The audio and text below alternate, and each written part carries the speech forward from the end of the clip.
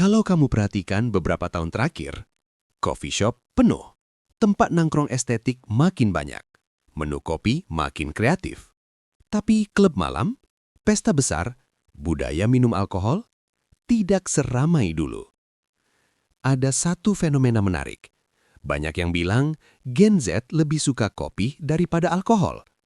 Pertanyaannya bukan sekadar soal minuman, tapi kenapa gaya hidupnya berubah? Kalau kita mundur ke generasi sebelumnya, alkohol sering identik dengan kebebasan, kedewasaan, pergaulan, seru-seruan. Minum bareng dianggap cara bonding.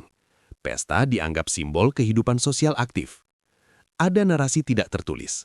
Kalau kamu tidak ikut minum, kamu dianggap kurang gaul.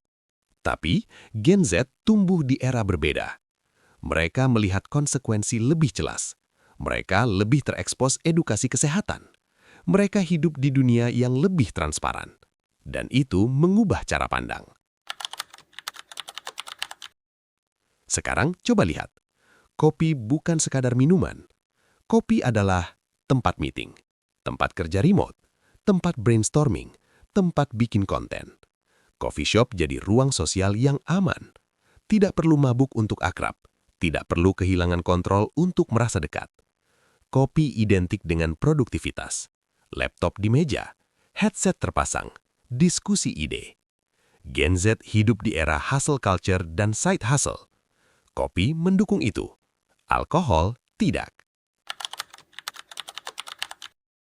Gen Z adalah generasi yang lebih sadar mental health. Mereka lebih terbuka soal anxiety, burnout, trauma, self-improvement. Alkohol sering dikaitkan dengan pelarian, minum untuk lupa, minum untuk kabur dari stres. Sementara, Gen Z cenderung mencari coping mechanism lain. Ngopi sambil journaling, diskusi panjang soal hidup, workout, healing trip. Bukan berarti semua anti-alkohol, tapi ada kecenderungan. Mereka ingin tetap sadar, tetap kontrol diri, tetap bisa bangun pagi tanpa penyesalan. Mari realistis, harga alkohol tidak murah. Di kota besar, satu malam bisa habis ratusan ribu bahkan jutaan. Sementara kopi masih jauh lebih terjangkau. Gen Z hidup di kondisi ekonomi yang tidak mudah. Harga rumah naik, biaya hidup meningkat, persaingan kerja ketat. Prioritas berubah. Uang lebih sering dipakai untuk investasi, upgrade skill, nongkrong produktif, bangun personal branding. Dan coffee shop mendukung ekosistem itu. Dulu, terlihat cool mungkin identik dengan party sampai pagi, punya circle nightlife, lifestyle bebas.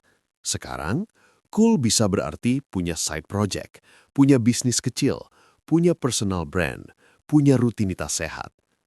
Kopi jadi simbol gaya hidup modern yang berkelas tapi tetap sadar. Estetik, minimalis, instagramable. Budaya kopi cocok dengan citra itu. Namun ada pertanyaan penting. Apakah ini benar-benar perubahan nilai atau cuma perubahan tren? Karena kadang, ngopi juga bisa jadi pelarian. Workaholic juga bisa jadi bentuk kabur dari masalah. Produktif terus juga bisa jadi tekanan baru.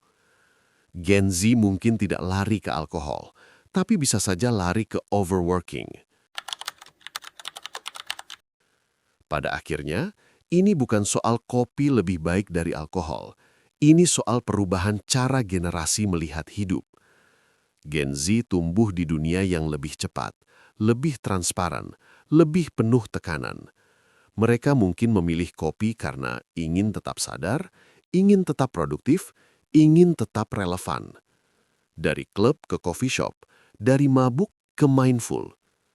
Pertanyaannya sekarang bukan, kamu tim kopi atau tim alkohol? Tapi, gaya hidup seperti apa yang benar-benar kamu pilih? Karena pada akhirnya, minuman hanyalah simbol. Yang lebih penting adalah apa yang kamu cari saat duduk di meja itu. Pelarian, validasi, atau pertumbuhan.